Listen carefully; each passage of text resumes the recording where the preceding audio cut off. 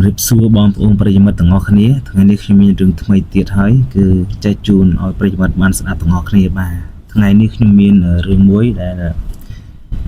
ថៅកែល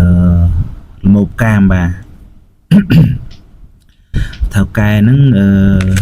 ឈ្មោះគាត់ក្រៅគឺគេហៅតាសិនបាទហើយតួស្រីយើងហ្នឹងគឺឈ្មោះធីរីគាត់ជាមនុស្សក្មេងកំព្រាហើយក៏ក្រីក្រអីចឹងណាបាទថៅកែដែលជាតួប្រុសហ្នឹងឈ្មោះតាសិនហ្នឹងដែលគេហៅថាតាសិនហ្នឹងបាទគាត់ជាតកែទឹកសុទ្ធគាត់បានស្គាល់ក្មេងស្រីធីរីហ្នឹងអាយុ16ឆ្នាំហ្នឹងបាទហើយគាត់នឹងឲ្យមកធ្វើការនៅឃ្លាំងទឹកសុទ្ធរបស់គាត់អញ្ចឹងទៅហើយថេរីហ្នឹងក៏គាត់ស្គាល់តាសិនហ្នឹងក៏រឿងចិត្តស្និទ្ធដែរអញ្ចឹងណាប្រិយមិត្តទាំងអស់គ្នាហើយតាសិនដែលជាថៅកែហ្នឹងគាត់បាននិយាយលួងលោមទៅថេរីដែលជាកូនចៅហ្នឹងឲ្យមករួមរស់នៅជាមួយនឹងគាត់ហ្នឹងរបៀបតកូនចៅអីទេហើយតាសិនហ្នឹងគាត់អាយុគាត់ហ្នឹងគឺ60អីហ៎បងប្អូនណា60ជាងហើយក្មួយស្រីដែលឈ្មោះធីរីហ្នឹងគាត់តែអាយុ10ជាងទេ16ទេតាសិនហ្នឹងគាត់បានលួងលោមធីរីហ្នឹងឲ្យមកធ្វើការឲ្យគាត់នៅឃ្លាំងទឹកសុទ្ធរបស់គាត់អីចឹងទៅបន្ទាប់មកបងប្អូនហើយមកធ្វើការលើកដំបូងថ្ងៃទី1គឺតាសិននឹងបានសួរនាំធីរីនឹងថាមានគូសកលឬក៏សង្សារអីចឹងនៅមានអីចឹងណា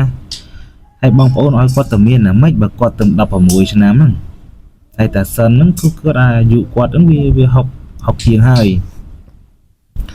អញ្ចឹងគាត់ក៏បានសួរចោះសួរឡើងទៅលើក្មួយស្រីដែលឈ្មោះធីរីហ្នឹងឲ្យមកលួងគាត់ហ្នឹងឲ្យមកធ្វើការជាមួយគាត់នៅឃ្លាំងទឹកសុទ្ធរបស់គាត់នឹងឯងលួងឡើងក៏បានមកធ្វើការជាមួយគ្នានៅឃ្លាំងទឹកសុទ្ធរបស់គាត់ហើយគាត់ក៏មានកូនចៅស្រីប្រុសអីមានពី3នាក់ទៀតតែសម្រាប់ធីរីនោះគឺគាត់ក្មេងជាងគេហើយគាត់ក៏ស្អាតជាងគេដែរតាសិនហ្នឹងគាត់បានចាប់អារម្មណ៍ទៅលើក្មេងស្រីដែលឈ្មោះធីរីហ្នឹងបាទហើយតាសិនហ្នឹងក៏ថ្ងៃមួយហ្នឹងគាត់មកពីផឹកស៊ីសបាយអីចឹងណាបាទហើយគាត់ក៏មានគេថាខ្យល់ណាអត់បាយអត់ទឹកចឹងទៅក៏គាត់ហៅ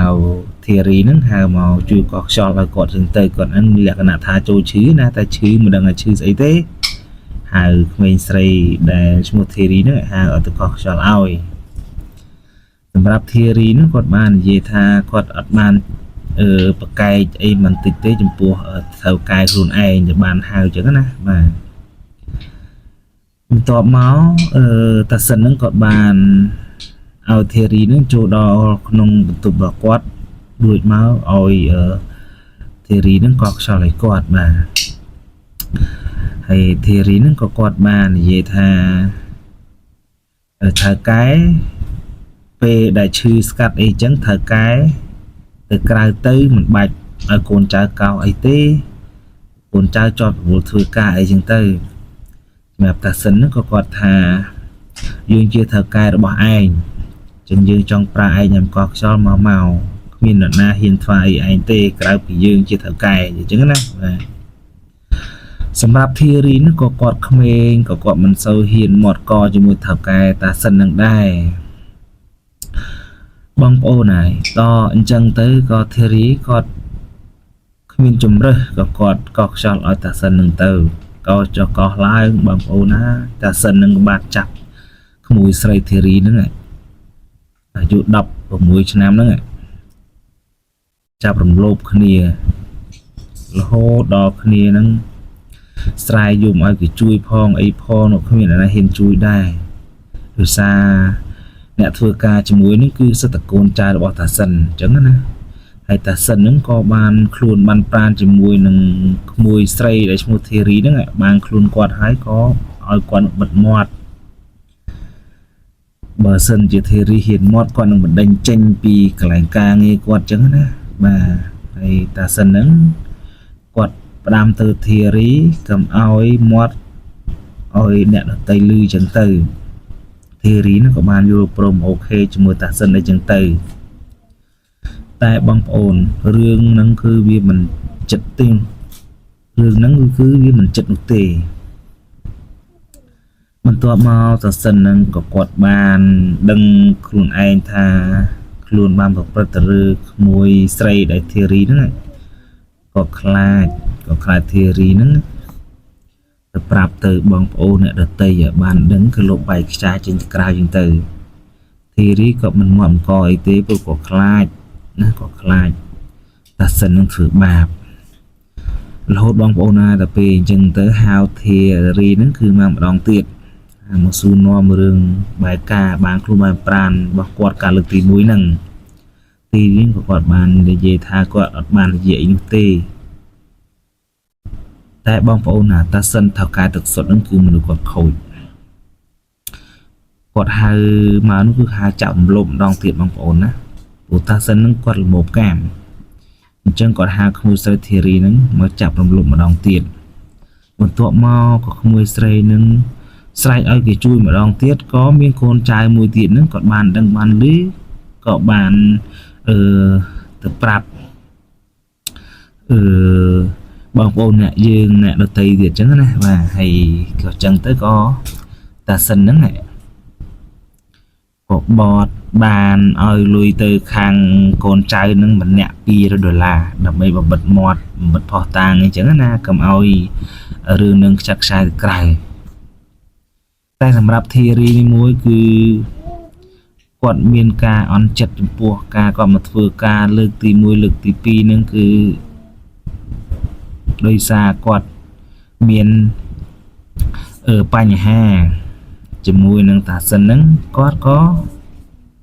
និយាយថាបើសិនជាថៅកែសិនហ្នឹងនៅធ្វើបាបគាត់បន្តទៀតគាត់នឹងដើរចេញពីឃ្លាំងទឹកសុទ្ធគាត់អីចឹងណាហ្នឹងហើយតាសិនហ្នឹងក៏គាត់បានយល់ព្រមពី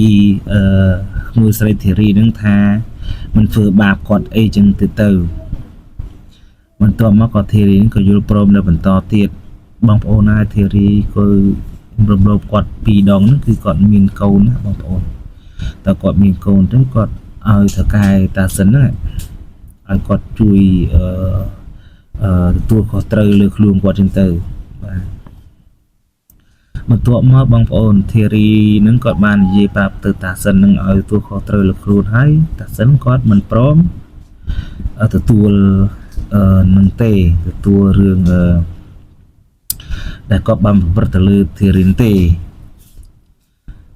លើកទី3បងប្អូនលើកទី3គាត់ហៅធារីហ្នឹងម្ដងទៀតគាត់ហៅធារីម្ដងទៀតហ្នឹងណាបាទហៅមករំលោភទៀតបងប្អូនរំលោភទៀតលើកទី3ធារីក៏គាត់ស្លាប់ដែរក៏គាត់បានយកទូរស័ព្ទរបស់គាត់ហ្នឹងថតជាវីដេអូឬក៏សំឡេងអីចឹងទៅថតគម្រាមតាសិនហ្នឹងវិញគាត់លេងខ្លាចទេបងប្អូនដោយសារគាត់ក៏មានផ្ទៃពោះដែរអញ្ចឹងទៅពោះចាប់រំលោភគាត់3ដងហើយបាទបន្ទាប់មកក៏តាសិនហ្នឹងក៏យល់ព្រមទទួលខុសត្រូវអញ្ចឹងទៅព្រោះតាសិនហ្នឹងក៏ជាតកែមេម៉ាអញ្ចឹងទៅប្រពន្ធលេងឬប្រពន្ធរត់ចោលគាត់អញ្ចឹងណាគាត់ដាច់ដាបយូរទៅក៏គាត់បានលុបបំពេញទៅក្មួយស្រីធារីហ្នឹងហើយក៏ធារីហ្នឹងក៏คล้ายជាប្រពន្ធតាសិនហ្នឹងជាពេញច្បាប់បាទអញ្ចឹងបងប្អូនរឿងនេះគឺសូមស្លេះប៉ុណ្នេះចោះរឿងនៅមានភាពបន្តទៀតបងប្អូនអញ្ចឹងសូមគោរពសួរបងប្អូនទាំងអស់គ្នាឲ្យបានដឹងថាតាសិននេះគឺជាមនុស្សមិនល្អនោះទេគ្រាន់តែគាត់ហ្នឹងគឺខានយូរអញ្ចឹងណាបាទខានយូរក៏បានបំពេញទៅមួយស្រីធារីហ្នឹងតែមិនធ្វើទេបងប្អូនរឿងនេះគឺបើយើងស្ដាប់ទៅគឺមួយស្រីធារីគាត់បានយុទ្ធធម៌បាននៅវិញគឺដោយសារគាត់ខ្លាចជាប្រពន្ធតាសិនជាពេញច្បាប់អញ្ចឹងណាគេហៅថាថៅកែស្រីវិញអញ្ចឹងណាហ្នឹងហើយ អញ្ចឹងបងប្អូនរឿងនេះគឺខ្ញុំសូមslash ប៉ុណ្ណេះចោះអញ្ចឹងក៏សូមគោរពអរគុណសូមជម្រាប